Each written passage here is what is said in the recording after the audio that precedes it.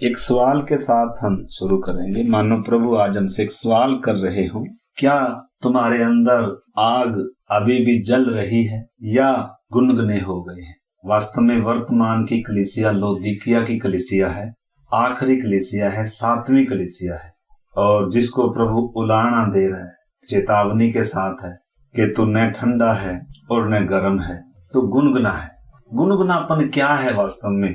तो आज एक सवाल के साथ हम सब अपने जीवनों को जांचते हुए, क्या मैं गुनगुनेपन में जी रहा हूँ या मैं सरगर्म हूँ? हम अपने जीवन को आज के वचन के द्वारा अपने आप को जांच सकते हैं। जागृति का भी क्या है? अवसर है, खुद को जांचने का अवसर है, सही करने का अवसर है। पवित्र आत्मा हमारी मदद करे इस विषय में। तो लेवीय व्यवस्था 6 अध्याय 12 और 13 आयत। पिछली बार हमने प्रकाशित वाक्य 3 अध्याय से सीखा था। प्रभु लौदीकिया के दूत को लिख रहा है कि तू न तो ठंडा है और न गर्म है। हम देख रहे थे ठंडापन तो वो है जो व्यक्ति प्रभु से दूर चला गया, जो पाप में जीवन व्यतीत कर रहा है, उसको बोलते हैं ठंडा हो गया, आग बुझ गई। जैसे उड़ाऊ पुत्र पिता के घर से दूर चला गया, पिता की दृष्टि में क्या है? पुत्र मर चुका है, खो चुका है, उसको अवसर है, अभी देर नहीं हुई, अभी प्रभु का द्वार बंद नहीं हुआ उद्धार का, अनुग्रह का। अगर वह उड़ाऊ पुत्र के समान अपने आपे में आ जाए, मन फिराकर लौट आए, तो परमेश्वर पिता आज भी उसे स्वीकार करने के लिए तैयार है। इसलिए प्रभु कहता भला होता कि तू ठंडा होता, क्योंकि ठंडे व्यक्ति को क्या है? वापिस आने का द्वार हर समय खुला है। लेकिन गुनगुने व्यक्ति को वास्तव में अपनी हालत क्या नहीं है मालूम नहीं है। सोचता है कि मैं सही हूं, लेकिन वास्तव में सही नहीं है। इसलिए प्रभु कह रहा है कि तू कहता तो है कि मैं धनी हूं, धनवान हो गया, मुझे किसी वस्तु की घटी नहीं, लेकिन वास्तव में क्या है? कंगाल है।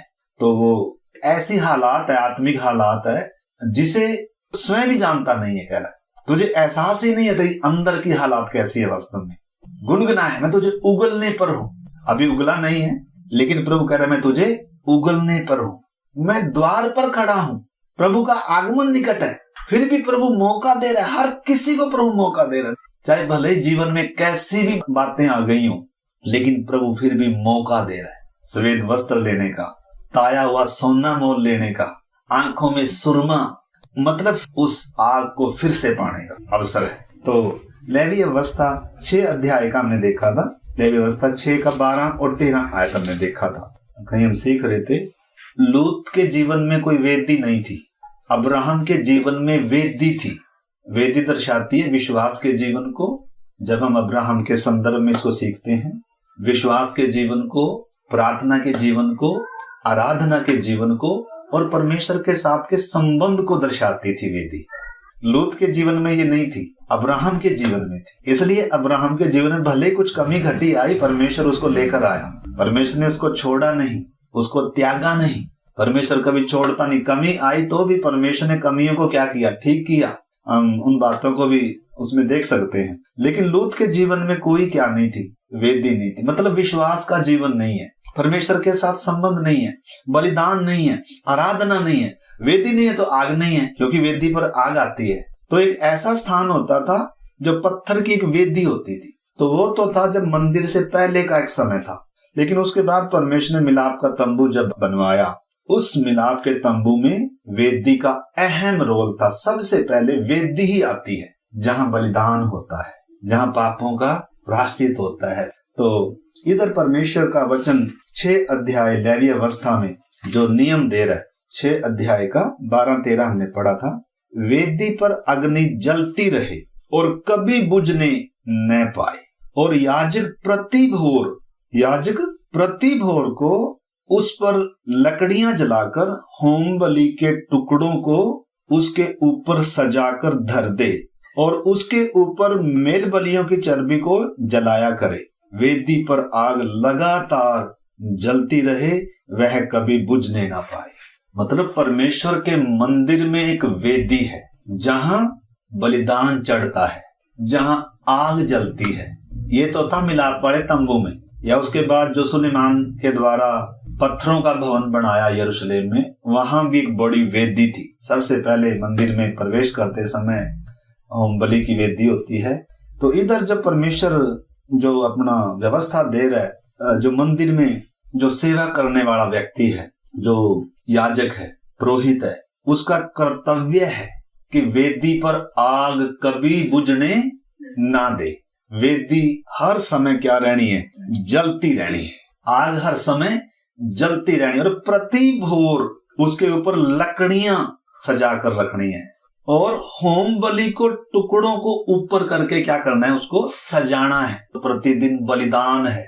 ये तो था पुराने नियम में। अब नए नियम में एक उद्धार पाया व्यक्ति का हृदय वो वेदी है। पहले पत्थर की वेदी होती थी, अब एक व्यक्ति का हृदय वेदी है मतलब। और पवित्र आत्मा की अग्नि जलती रहनी है। हर दिन बलिदान है। पेंतेकुस्त के दिन वो फटती हुई आग किसी जीभ में आन उतरी सब पर। मनुष्य जला नहीं सकता। बाहरी आग तो परमेश्वर स्वीकार करता ही नहीं है। परमेश्वर ने कहा था बाहर से अग्नि नहीं लेनी। एक बार हारून के पुत्र बाहर से आग लेकर आए, वहीं मर गए। मतलब आग अति पवित्र स्थान में से आती है। हमारे अंदर है वो अति पवित्र स्थान जहां परमेश्वर वास कर रहा है। पवित्र आत्मा में आग भी है। हमारे हृदय में वो आग हमेशा जलती रहनी है, ठंडा नहीं होना उसने। अब जिम्मेदारी याजक की थी, आज जिम्मेदारी हमारी है। हम हर एक की पर्सनल जिम्मेदारी है। सामूहिक तौर पर कलीसिया में और व्यक्तिगत तौर पर हम सब की अपनी अपनी क्या है? अपना एक हृदय है, परमेश्वर के लिए वेदी है। आग अपने आप नहीं जलेगी। आग में हर दिन सुबह कुछ डालना है, कुछ बलिदान करना है। अगर कुछ डालते नहीं है, हम खुद बुझाते हैं आग को। जब हमारी प्राथमिकता आत्मिक नहीं है, परमेश्वर के साथ का संबंध हमारी प्राथमिकता नहीं है, परमेश्वर का राज्य और परमेश्वर की धार्मिकता, परमेश्वर की इच्छा, परमेश्वर की मर्जी, परमेश्वर की खुशी जब हमारे जीवन की प्राथमिकता नहीं है, जब हमारी प्राथमिकताएं गलत हो जाती हैं। प्रभु ने साफ आज्ञा दी है मत्ती में, अन्य जाति इन सब वस्तुओं की खोज में रहते हैं। क्या खाएंगे, क्या पहनेंगे, कहाँ रहेंगे, रोटी, कपड़ा, मकान, भौतिक चीजें, शरीर की बातें, संसार की बातें, उनकी प्राथमिकता वो है। अन्य जाति जो परमेश्वर को नहीं जानते। प्रभु ने कहा परंतु तुम्हारा स्वर्गीय पिता तुम्हारे मांगने से पहले जानता है कि ये सब वस्तुएं तुम्हें चाहिए हैं, ये तुम्हारी आवश्यकताएं हैं। सारी चिंता उस पर डालनी है। इसलिए प्रभु कह रहा है तुम्हारी प्राथमिकता क्या होनी है। मत्ती 6 अध्याय का 25 से लेकर पढ़ सकते हो, 30 से 33 तक पढ़ सकते हो। प्रभु ने कहा पहले उसके राज्य और उसकी धार्मिकता की क्या करो, खोज करो।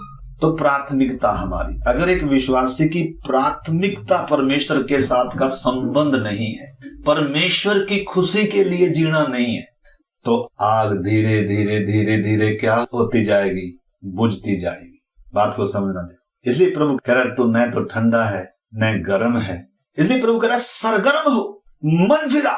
तो इधर पुरोहित का काम है, उसकी हर दिन की जिम्मेदारी। हम सब को भी परमेश्वर ने याजक बनाया है। पतरस कह रहा है तुम चुना हुआ वंश, राजपदधारी, याजकों का समाज, पवित्र जाति है, परमेश्वर के लोग। हर विश्वासी याजक है। हर विश्वासी का काम है इस मंदिर में हर दिन बलिदान होना है, हर दिन कुछ डालना है। लकड़ी, हम देखेंगे लकड़ी क्या है, बलिदान क्या है। अब हमारी देह परमेश्वर का मंदिर है, हमारा हृदय वो वेदी है, पवित्र आत्मा में वो अग्नि है। अग्नि इच्छाओं को जलाती है, अग्नि सरगर्म रखती है। अग्नि अगर जलती रहेगी तो जीवन क्या रहेगा? ऊर्जा रहेगी, उत्साह रहेगा, आनंद रहेगा, परमेश्वर के लिए जीने का वो जज्बा रहेगा।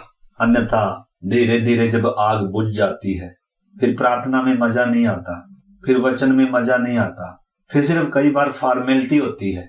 जब शुरू में आग जलती है, उद्धार पाते हैं, प्रार्थना में आंसू होते हैं, वचन में आनंद आता है, मीठा लगता है, बार बार वचन सुनने का, पढ़ने का मन रहता है, प्रभु के बारे में लोगों को बताने का मन रहता है, प्रभु के लिए कुछ भी करने का, कुछ भी छोड़ने का, कहीं भी जाने का, उस संगति के लिए, प्रार्थना के लिए। दिहाड़ी टूट जाए, पैसा खर्च हो जाए, अंदर वो अग्नि, क्योंकि प्रभु ने अग्नि जलाई है, प्रभु ने शुरुआत करी है। दौड़ के साथ मसीह जीवन की शुरुआत होती है, धीरे धीरे शुरुआत नहीं होती। मसीह जीवन की शुरुआत वास्तव में दौड़ से होती है। लेकिन धीरे धीरे दौड़ क्या होने लगती है, कम होने लगती है। आग धीरे धीरे क्या होने लगती है, बुझने लगती है, गुनगुनापन आने लगता है।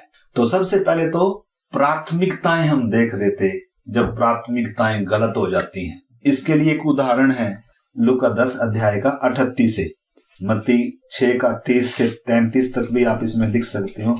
अपनी प्राथमिकताओं को हमने क्या करना, जांचना है। मेरे जीवन में मैं किन चीजों को प्राथमिकता देता हूँ, सुबह जब उठता हूँ मेरी प्राथमिकता क्या है, दिन भर मेरे जीवन का उद्देश्य क्या है, मैं किसके लिए जी रहा हूँ, मैं क्यों जी रहा हूँ। काम हमने करना है, नौकरी भी करनी है, काम करना है, बच्चे सब है, लेकिन प्राथमिकता ये नहीं है। प्राथमिकता परमेश्वर के साथ मेरा संबंध होना है, परमेश्वर को प्रसन्न करना, परमेश्वर के साथ मेरे उस संबंध को मैंने क्या करना है, प्राथमिकता। तो इधर हम देखते हैं 10 अध्याय का जब 38 से पढ़ते हैं, मार्था और मरियम 2 बहनें हैं। यीशु मसीह को मार्था ने अपने घर में बुलाया, अच्छी विश्वासी है। मार्था सेवा में बिजी है। लिखा जब वे जा रहे थे तो वह एक गांव में गया और मार्था नामक एक स्त्री ने उसे अपने घर में उतारा, अच्छी विश्वासी है। और लिखा है मरियम नामक उसकी एक बहन थी, वह प्रभु के चरणों में बैठकर उसका वचन सुनती थी। तो मरियम की प्राथमिकता सेवा नहीं है, काम नहीं है। ऐसा नहीं है कि ये काम नहीं करती, लेकिन प्रभु थोड़े समय के लिए आया, घर में आया है, इसलिए इस समय उसके चरणों में बैठकर वचन सुनना है। थोड़ा समय मिला है, निश्चय काम भी करेंगे, निश्चय सेवा भी है, लेकिन सेवा प्राथमिकता नहीं है। परंतु मार्था सेवा करते करते घबरा गई और उसके पास आकर कहने लगी, हे प्रभु, क्या तुझे कुछ भी चिंता नहीं है कि मेरी बहन ने मुझे सेवा करने के लिए अकेली छोड़ दिया। देखो कह रही प्रभु तुझे भी चिंता नहीं है कुछ। 2 बहनें, एक प्रभु के चरणों में बैठी है, एक की प्राथमिकता प्रभु को जानना है, प्रभु को प्रसन्न करना है, प्रभु को सुनना है, प्रभु के साथ मेरा संबंध सबसे पहले है। और उसके बाद आपको मालूम है मरियम ही सबसे पहले प्रभु की सेवकाई कर रही है। मरियम का संबंध प्रभु के साथ कितना गहरा था। चेलों को भी इसी ने जाकर बताया कि यीशु मसीह जी उठा है। चेले भी छुपे बैठे थे घर में। कितनी बड़ी सेवकाई, कितना मरियम का समर्पित जीवन, क्योंकि इसकी प्राथमिकता क्या थी, प्रभु के चरणों में बैठकर उसका वचन सुनती थी, उसको जानती थी, उसके प्रेम को समझ रही है, उसके साथ समय बिता रही है।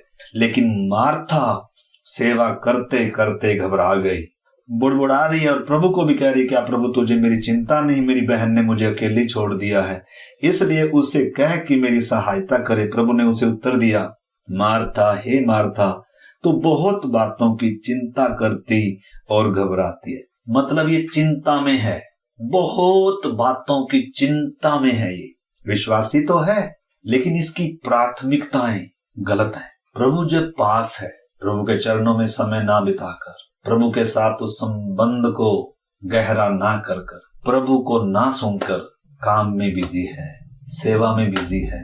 प्रभु की सेवा करना अच्छी बात है, हम भी सब प्रभु की सेवा करते हैं, तन से, मन से, धन से, हर तरीके से सेवा करना अच्छी बात है, लेकिन प्राथमिकता सेवा नहीं है। प्राथमिकता परमेश्वर के साथ मेरा संबंध है, परमेश्वर के राज्य और उसकी धार्मिकता है, परमेश्वर को जानना है, परमेश्वर के साथ मेरे रिश्ते को मैंने गहरा करना है। प्रभु ने क्या उत्तर दिया? प्रभु को बोलना चाहिए था ना, हाँ मार्था तो ठीक कह रही है, और चल मरियम तो भी उठ और अपनी बहन के साथ क्या करा, काम करा। लेकिन ऐसा प्रभु ने नहीं कहा।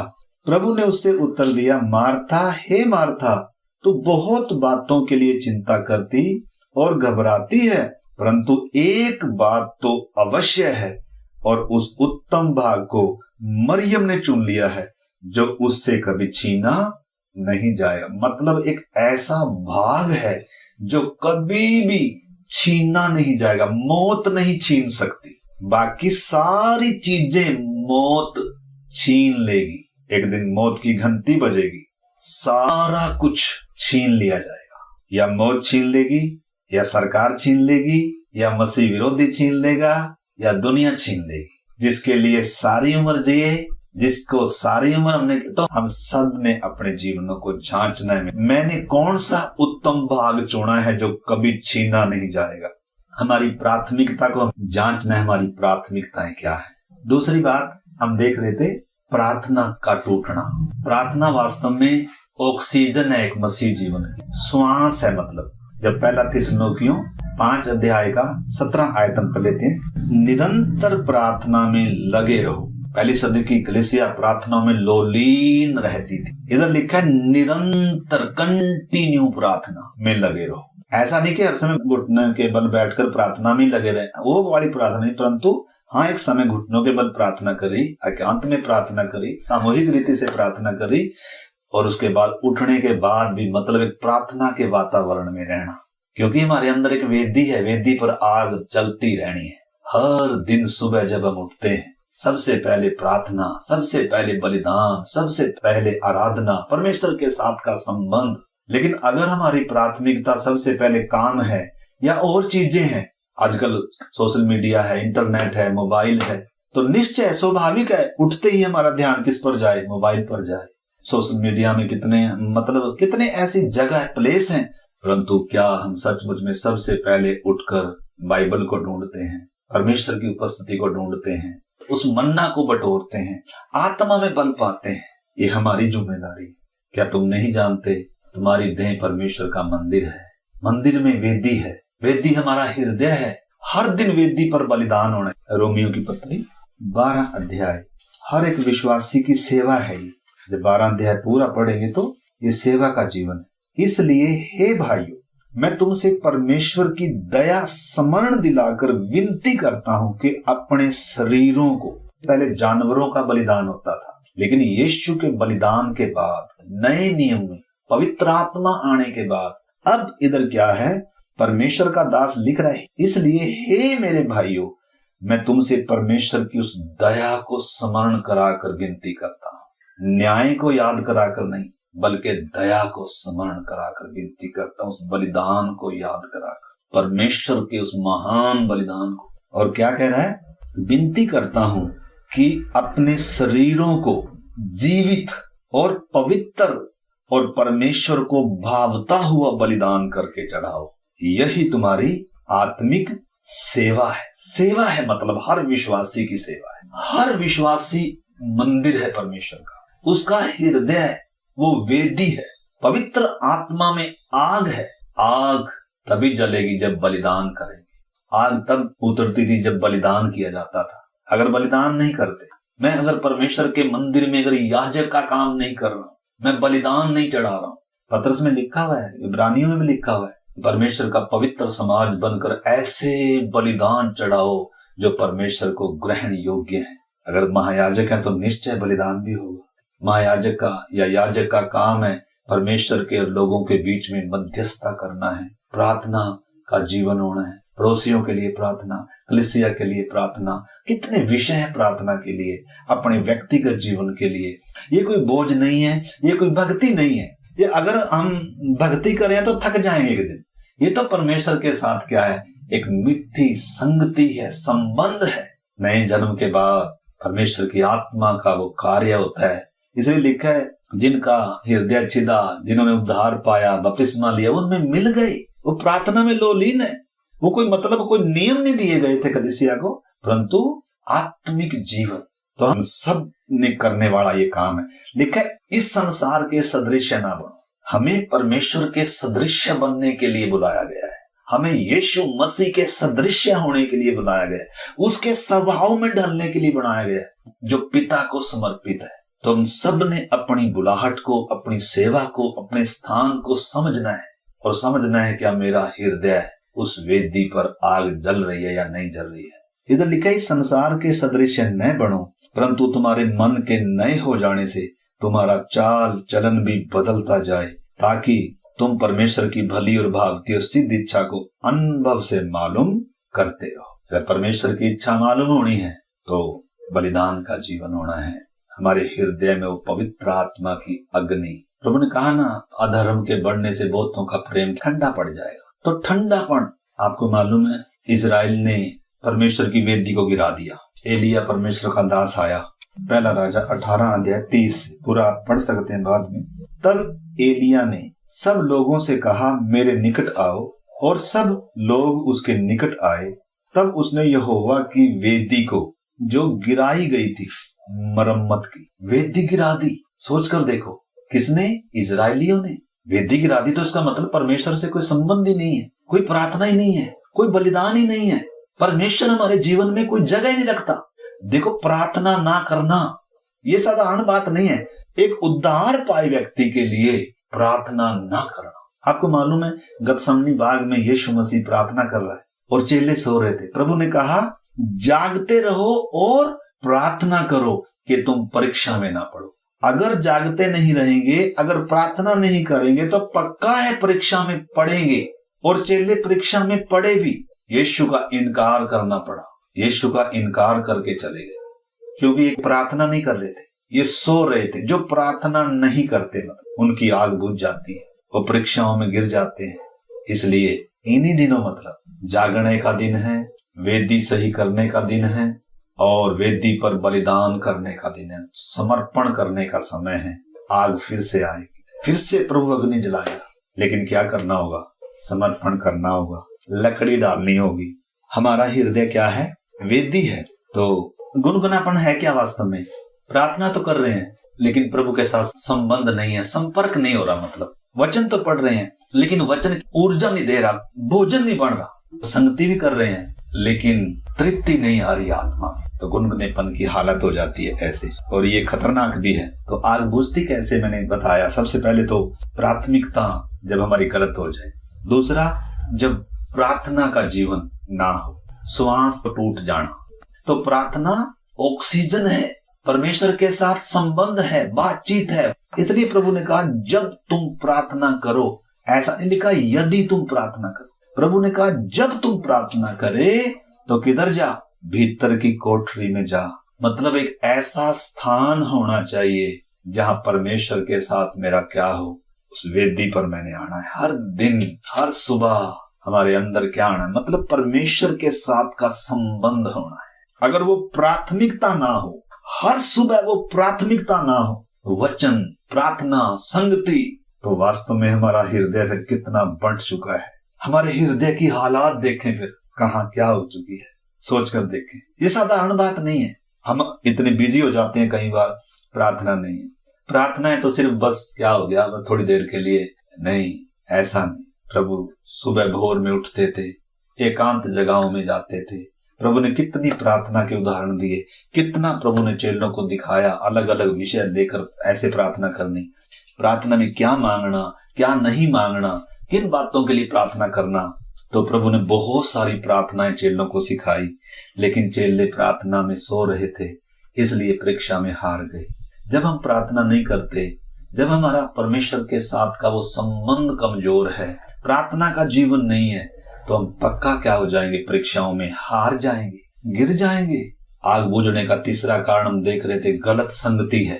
लिखा है बुरी संगति अच्छे चरित्र को भी क्या कर देगी? बिगाड़ देगी। बुरी संगति। संसार में हमारे दोस्तों को हम चेक करें, हमारी संगति किसके साथ है। सोशल मीडिया पर हम जो हम सोचते हैं, जो हम देखते हैं, वैसा हम बनते जाएंगे। इसलिए संगति को बदलना है, आत्मिक लोगों की संगति में रहना है, प्रभु के लोगों की संगति में रहना है। ज्यादा संगति प्रभु के साथ करनी है, प्रभु के लोगों के साथ करनी है, वचन के साथ संगति करनी है। और चौथी बात हम देख रहे थे, समझौते का जीवन। अगर हम ऐसा जीवन जिएंगे तो धीरे धीरे आग बुझना शुरू हो जाएगी, धीरे धीरे ठंडापन, गुनगुनापन आ जाएगा। तो इस करके हमने अपने जीवनों को जांचते हुए समर्पण करना है। तो आग बुझती कैसे है? कई कारण है। सुस्ती है, लापरवाही है, सुबह ना उठना, प्रार्थना नहीं करना, वचन ना पढ़ना, समझौते का जीवन, प्राथमिकताओं का बदल जाना, प्रभु से प्रेम हट जाना, प्रभु की ओर से निगाहें हटा लेना, संसारिक मित्रता, गलत संगति। ये धीरे धीरे, एकदम तो नहीं होगा, एकदम आग नहीं बुझती, धीरे धीरे बुझती है। तो इसलिए आग को जलाए रखने के लिए जिम्मेदारी किसकी है? पुरोहित की थी। जिम्मेदारी किसकी है? याजक की है। जिम्मेदारी किसकी है? हर विश्वासी की है। प्रति भोर को लिखा है, हमने लेवी अवस्था में पढ़ा, उसमें हर दिन क्या डालनी है? वेदी पर लकड़ी डालनी है। लकड़ी मात्र नहीं, बलिदान को रखना है, और तब आग क्या होती रहेगी? जलती रहेगी। तो लकड़ी क्या है? प्रार्थना। लकड़ी क्या है? वचन। वचन जब हम मनन करते हैं, आग भड़क उठती है। ठीक है, सोचते सोचते आग भड़क उठी, अंदर आग भड़क उठती है। और परमेश्वर की आराधना, आराधना में पवित्र आत्मा का वो आग का अनुभव करते हैं। ये लकड़ी है और पवित्र जीवन, अच्छी संगति। अगर लकड़ी नहीं डालेंगे आग क्या हो जाएगी? बुझ जाएगी। इसलिए आइए अभी हम प्रार्थना करते हैं।